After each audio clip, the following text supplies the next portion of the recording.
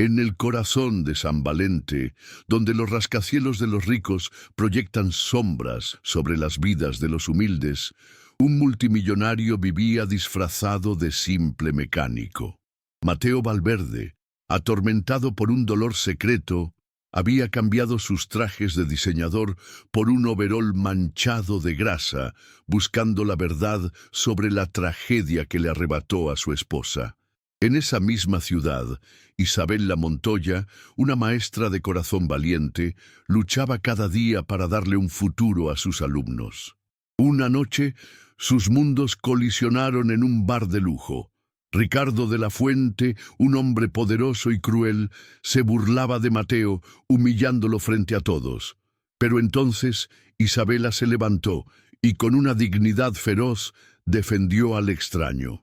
¿Qué harías si descubrieras que el hombre que defendiste por compasión es en realidad el dueño de todo lo que te rodea, y que tu acto de bondad es la única llave para desvelar un crimen terrible? Pero antes de revelarte el momento exacto en que los ojos de Mateo vieron en Isabela no solo a una defensora, sino a un ángel enviado por el destino, detente un segundo. Si tú también crees que un solo acto de valentía puede cambiarlo todo y que la verdad siempre encuentra su camino, incluso en la más profunda oscuridad, toca el like para fortalecer esta historia de justicia. Y suscríbete ahora, porque te prometemos que descubrirás cómo la defensa de una maestra en un bar de lujo se convirtió en la peor pesadilla para un asesino de cuello blanco. Lo que estás a punto de ver demostrará que el amor verdadero puede derribar un imperio construido sobre mentiras y devolver la esperanza a un corazón destrozado. El disfraz de mecánico no era solo una estrategia para Mateo, era una penitencia. Cada día, el recuerdo de su esposa, Lidia, fallecida en un supuesto accidente en una de sus propias construcciones, lo consumía. Él sabía en su alma que no había sido un accidente, sino un asesinato planeado por alguien cercano, alguien con una ambición desmedida. Ese alguien era Ricardo de la Fuente, su propio cuñado, un hombre arrogante, calculador y carcomido por la envidia, quien había orquestado la tragedia para ocultar un fraude millonario y tomar el control de Valverde Industries. Ricardo ahora veía a Mateo como un simple obrero, un pobre diablo insignificante, sin imaginar que ese hombre al que despreciaba era el único que tenía el poder de destruirlo y de sacar a la luz su más oscuro secreto. A la mañana siguiente, impulsado por una gratitud que le quemaba el alma, Mateo buscó a Isabela en la modesta escuela donde ella enseñaba. Con el corazón latiéndole con una mezcla de esperanza y temor, se presentó no como el dueño de un imperio, sino como un simple exsupervisor de obra que había sido despedido injustamente tras la muerte de una querida amiga, Lidia. Le habló con una voz quebrada por un dolor que no era fingido, explicándole que creía que el accidente había sido provocado para ocultar algo terrible. Isabela, al principio, dudó. El mundo estaba lleno de historias tristes. Pero al ver en los ojos de Mateo el mismo desamparo que veía a diario en su pequeño hijo Leo, su corazón se ablandó. Sintió que no podía darle la espalda a ese hombre cuya tristeza parecía un abismo sin fondo. Sus encuentros se volvieron clandestinos, llenos de una tensión que mezclaba el peligro y una naciente complicidad. Se reunían en cafeterías humildes, lejos del lujo que Mateo conocía, con mapas de construcción y listas de nombres extendidos sobre mesas de formica gastada. Él, con su mente estratégica, señalaba las inconsistencias en los informes que había logrado conseguir. Ella, con su profunda conexión con la comunidad, usaba su red de contactos para localizar a otros trabajadores que Ricardo había despedido sin justificación. Cada pista que encontraban, cada testimonio susurrado por un obrero asustado, era un pequeño ladrillo en el muro de pruebas que estaban construyendo. En esos momentos, compartiendo un café barato bajo una luz tenue, La esperanza comenzó a florecer entre ellos, frágil pero insistente. Pero la oscuridad nunca descansa, y Ricardo de la Fuente tenía oídos en todas partes. Un soplón le informó sobre las reuniones entre el mecánico mugriento y la maestrita entrometida. Ricardo se rió con desprecio. No veía a Mateo como una amenaza, sino como un insecto insignificante. Sin embargo, la insistencia de Isabela le molestaba. Decidió cortar el problema de raíz, no con violencia directa, sino con el arma que mejor manejaba, el poder. Hizo una llamada al director de la escuela de Isabela, mencionando casualmente las generosas donaciones que Valverde Industries hacía a la institución y sugiriendo que sería una lástima que una empleada con malas juntas manchara la reputación del colegio. La amenaza fue sutil, pero tan clara y fría como el acero. La intimidación de Ricardo, sin embargo, produjo el efecto contrario. Cuando el director, nervioso, le advirtió a Isabela que tuviera cuidado, una furia justa se encendió dentro de ella. Lejos de acobardarse, su determinación se solidificó. Vio el ataque no solo como una amenaza personal, sino como la prueba definitiva de que estaban en el camino correcto. Esa noche, al contarle a Mateo lo sucedido, él vio en sus ojos no miedo, sino una llama de desafío que lo cautivó por completo. En ese instante, supo que su conexión iba más allá de la búsqueda de justicia. Se estaban convirtiendo en aliados de alma, forjando un lazo inquebrantable en el fuego del peligro. Cada vez que ella le sonreía con confianza, una daga de culpa se clavaba en su corazón por el secreto que guardaba. La frustración de Ricardo se convirtió en una furia helada. La rebeldía de la maestra era un cabo suelto que no podía tolerar, y si una amenaza sutil no funcionaba, usaría el lenguaje que la clase baja mejor entendía: el miedo. Esa noche, dos hombres de aspecto imponente arrinconaron a Mateo en el callejón mal iluminado detrás de su modesto apartamento. No lo golpearon con fuerza, pero su mensaje fue brutal y claro. Uno de ellos lo presionó contra la pared de ladrillos, con un aliento que olía a licor barato, mientras el otro rajaba tranquilamente los neumáticos de su viejo coche. «Aléjate de la maestra y deja de hacer preguntas sobre Valverde Industries», gruñó el primer hombre. «Al señor de la Fuente no le gustan las ratas». La amenaza quedó flotando en el aire, pesada y asfixiante, una promesa de lo que vendría si no obedecía. Conmocionado, con un profundo corte en la mejilla que se limpió rápidamente, Mateo condujo su auto dañado directamente a la casa de Isabela. No podía ocultarle esto. Su alianza se basaba en una frágil confianza que no podía permitirse romper más. Cuando ella abrió la puerta y vio su rostro magullado y la angustia en sus ojos, su corazón se detuvo. Él confesó que lo habían amenazado, omitiendo los detalles más violentos para protegerla, pero en lugar de miedo, los ojos de Isabela se llenaron de una feroz determinación. Tomó la mano de él, su tacto a la vez suave y firme, y lo hizo entrar. «No, Mateo», susurró con una convicción inquebrantable. «Ellos no van a ganar, no van a asustarnos. Ahora, más que nunca, estamos juntos en esto. No te voy a dejar solo en esta lucha».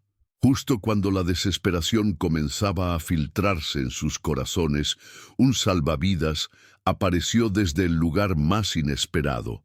Un mensaje encriptado llegó al teléfono desechable que Mateo usaba para su investigación. Era de una mujer llamada Sofía Reyes, la antigua asistente ejecutiva de Ricardo, quien había sido despedida abruptamente y obligada a firmar un acuerdo de confidencialidad semanas después de la muerte de Lidia. El mensaje era corto y estaba cargado de un miedo palpable. «Sé lo que están buscando. Ricardo es un monstruo. No puedo vivir más con este secreto. Reúnanse conmigo mañana en la vieja biblioteca. A medianoche. Vengan solos». Las palabras brillaron en la pequeña pantalla. Un faro de esperanza en la sofocante oscuridad. Un testigo. Finalmente tenían un testigo real que había estado dentro, alguien que pudo haber visto al diablo mover los hilos. La vieja biblioteca de la ciudad era una caverna de sombras y silencio, el escenario perfecto para un encuentro clandestino que podría cambiarlo todo. Sofía apareció de detrás de una imponente estantería de libros olvidados, con el rostro pálido y las manos temblando sin control. Habló en susurros ahogados y frenéticos, explicando que Lidia le había confiado días antes de su muerte su preocupación por una contabilidad creativa en los informes estructurales. Antes de poder decir más, presionó un objeto pequeño y frío en la mano de Mateo, una memoria USB. Ricardo me hizo borrar todo, pero hice una copia, balbuceó, con los ojos clavados en la salida. Está encriptado. No sé cómo abrirlo, pero contiene sus comunicaciones privadas de esa semana. Por favor, hagan que pague. Y con eso desapareció de nuevo entre las sombras, dejándolos con una llave que podía abrir la verdad o desatar el infierno. Con el corazón martillando en el pecho y la memoria USB sintiéndose como un trozo de hielo ardiente en la palma de su mano, Mateo e Isabela salieron de la biblioteca y se perdieron en la noche. Sabían que tenían la llave, pero la cerradura era un código casi impenetrable. Mateo no podía arriesgarse a usar los recursos de su propia compañía. Ricardo tendría ojos en cada rincón de la red. En su lugar, hizo una llamada desesperada a un viejo amigo de la universidad, Jean-Pierre Marchand, un genio de la ciberseguridad que vivía en París y le debía un gran favor. Durante las siguientes 24 horas vivieron en un estado de agonía suspendida, mirando el teléfono, esperando el mensaje que podría devolverle la vida a un fantasma o sentenciarlos al fracaso definitivo. Finalmente llegó. Un simple correo electrónico con el asunto «Le roi est mort», el rey ha muerto. Adjunto venía un archivo descomprimido. Juntos, acurrucados frente a la pantalla de una vieja computadora portátil en el pequeño apartamento de Mateo, abrieron los documentos. El horror los golpeó como una ola helada. No eran solo informes financieros, eran conversaciones completas. Leían los correos fríos y calculadores de Ricardo, las órdenes directas para usar acero de menor calidad, los informes de seguridad falsificados. Y luego, la frase que les heló la sangre, escrita por Ricardo a un contratista un día antes de la tragedia. El costo es un riesgo aceptable. Lidia entiende demasiado. Asegúrate de que su inspección sea la última. Isabela ahogó un sollozo, mientras el rostro de Mateo se convertía en una máscara de furia helada. La prueba no era solo una pistola humeante, era la confesión de un monstruo. La tristeza en los ojos de Mateo fue reemplazada por una determinación de acero. Ya no era el mecánico afligido, era el CEO, el estratega, el rey que regresaba a reclamar su trono. Miró a Isabela, cuya mano temblaba sobre la suya, y le explicó el plan. No bastaba con ir a la policía. Ricardo se escabulliría con sus abogados. La justicia debía ser pública, humillante y absoluta. La Junta Anual de Accionistas de Valverde Industries era en 2 días. Ricardo se pararía en ese escenario, presumiendo de sus logros, presentándose como el salvador de la empresa. Y es ahí, dijo Mateo con una voz grave y resonante, donde el fantasma de un simple mecánico se levantará para recordarle al mundo quién es el verdadero dueño y quién es el verdadero asesino. Necesito que estés allí, eres mi fuerza. La noche antes de la junta fue la más larga de sus vidas. El aire en el pequeño apartamento estaba cargado de una tensión casi eléctrica, una mezcla de miedo, anticipación y un amor que se había forjado en el crisol del peligro. No hablaron mucho. Las palabras parecían insuficientes para contener la magnitud de lo que estaba por suceder.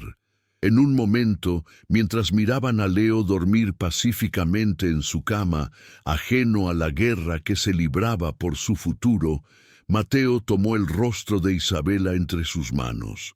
No le prometió riquezas ni un imperio, le prometió la verdad, un final y un comienzo.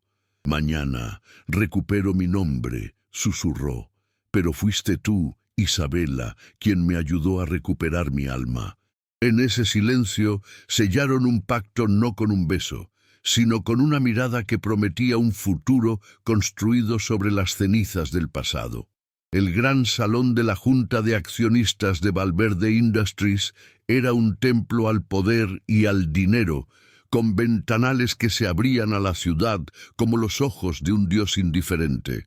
En el escenario, bañado por la luz de los reflectores, Ricardo de la Fuente se pavoneaba, su voz resonando con una arrogancia pulida mientras hablaba de cifras récord y un futuro brillante. Se presentaba como el visionario que había rescatado a la empresa del luto y la incertidumbre. Entre la multitud, sentada en una silla discreta al fondo, Isabela sentía su corazón latir como un tambor desbocado.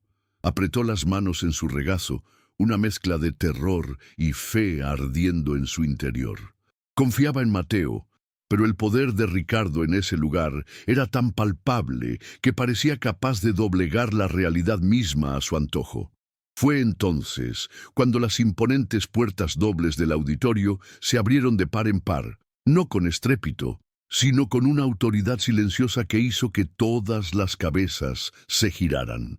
Una figura masculina avanzó por el pasillo central, sus pasos firmes y seguros resonando en el mármol.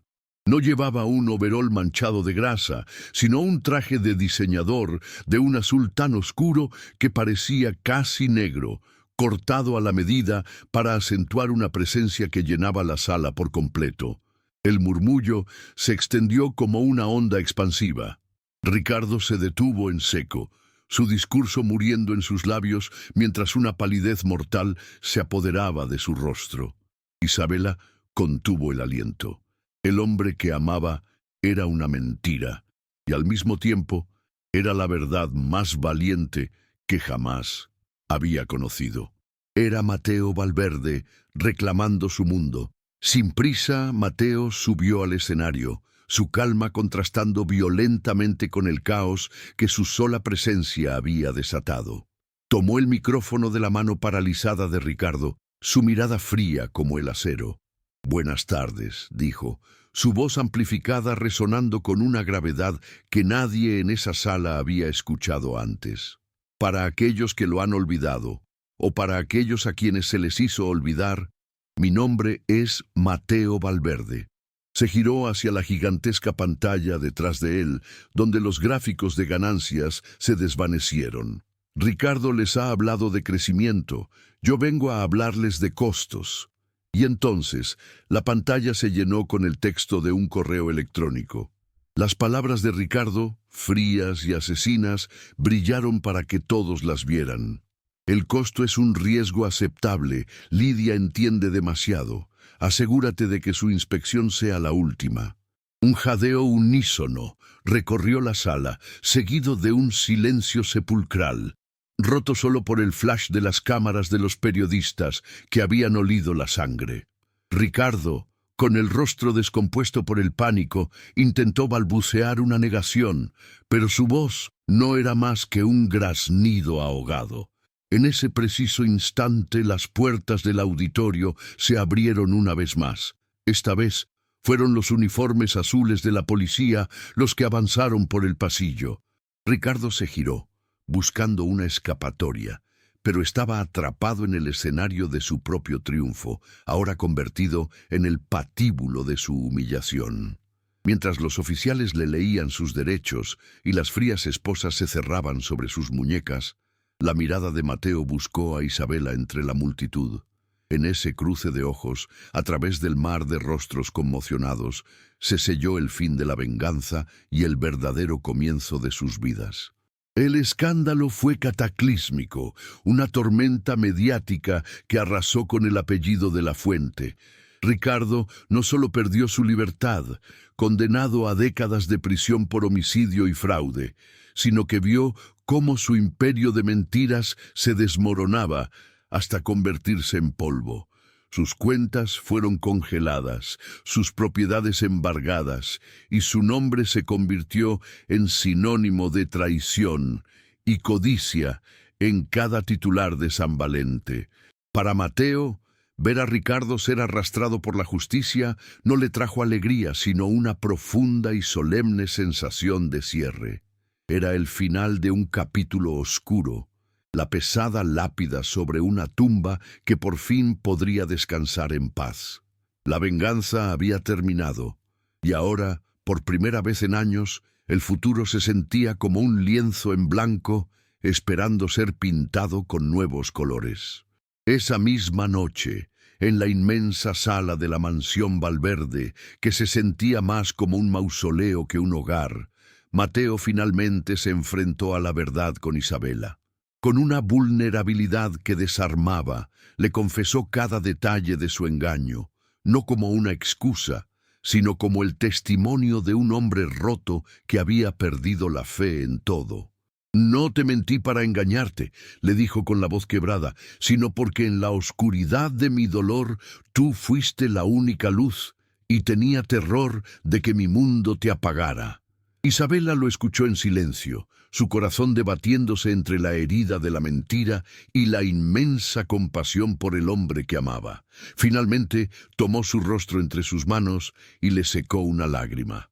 «Yo no me enamoré de Mateo Valverde, el millonario. Me enamoré del hombre que luchaba por justicia con las manos sucias de grasa. Y ese hombre sigue aquí». 2 años pasaron, transformando las ruinas del pasado en los cimientos de un futuro radiante. Mateo e Isabela se casaron en una ceremonia íntima, rodeados solo por aquellos que habían sido testigos de su lucha. Leo, quien ahora llamaba a Isabela mamá con una alegría desbordante, fue el encargado de llevar los anillos, su sonrisa iluminando la promesa de una nueva familia. Fiel a su palabra, Mateo reestructuró Valverde Industries desde sus cimientos, creando la Fundación Lidia Valverde para garantizar la seguridad de los trabajadores y apoyar a las familias de las víctimas de accidentes laborales. Ya no era el CEO ausente y atormentado, sino un líder presente y empático, que caminaba por las obras con el mismo respeto que una vez tuvo como mecánico, recordando siempre el valor de cada vida. El culmen de su nueva vida llegó en una tarde soleada, durante la inauguración de un moderno centro comunitario en el mismo barrio humilde donde Isabela había enseñado. Mientras veían a Leo correr y jugar con otros niños, riendo a carcajadas bajo el cielo azul, Mateo tomó la mano de Isabela y la apretó con fuerza. El ruido de la ciudad, los fantasmas del pasado, todo se desvaneció, dejando solo la calidez de su tacto y la certeza de su presente. En ese instante, rodeado del amor de su familia y el fruto de su redención, Mateo comprendió que el verdadero valor de un hombre no se medía por la riqueza que acumulaba, sino por la verdad que defendía y el amor que era capaz de reconstruir, incluso desde las cenizas más profundas. Habían encontrado su final feliz, no en un castillo, sino en un hogar forjado con valentía, perdón y esperanza. La historia de Mateo e Isabela no es un cuento de hadas sobre una princesa que encuentra a un príncipe, sino la crónica de cómo 2 almas, una rota por el dolor y la otra armada de coraje, se encontraron en medio de la mentira para construir la más sólida de las verdades. Su amor no floreció en los salones de lujo, sino en la clandestinidad de cafeterías humildes, entre mapas de construcción y susurros de justicia. Demostraron que el verdadero valor no reside en la fortuna que se posee, sino en la integridad que se defiende. El disfraz de mecánico no ocultaba a un millonario, sino que revelaba a un hombre dispuesto a perderlo todo para recuperar su alma. Y fue una maestra, con el único poder de su bondad, quien le enseñó el camino de regreso a la luz. El destino movió sus piezas en un bar de lujo, uniendo a un millonario disfrazado y a una maestra valiente. Su viaje nos enseña que las segundas oportunidades no son un regalo, sino una conquista que se gana con valentía y fe. Nos recuerda que un solo acto de compasión puede ser la chispa que incendia un imperio de mentiras y que la justicia, aunque a veces parezca dormir, nunca olvida a aquellos que luchan en su nombre. La caída de Ricardo de la Fuente no fue solo la victoria de Mateo, fue el triunfo de cada persona que alguna vez se sintió pequeña frente al poder, demostrando que la verdad, por más que se intente enterrar, siempre encuentra la manera de salir a la superficie y reclamar lo que es suyo. La travesía de ellos demuestra que el amor, forjado en el dolor y la verdad, es la fuerza más poderosa del universo. Si esta historia de redención tocó tu alma, comparte para que más personas crean en lo imposible y suscríbete para más relatos donde el bien siempre triunfa, no importa cuán oscura sea la noche. Deja tu like para mostrarnos que tú también creíste en ellos y únete a nuestra comunidad de apasionados por historias donde la justicia y el corazón siempre encuentran el camino. Juntos vamos a celebrar las revueltas que solo el destino puede crear, porque cada historia como esta nos recuerda que, al final, la luz siempre vence a la oscuridad. Hasta la próxima gran historia.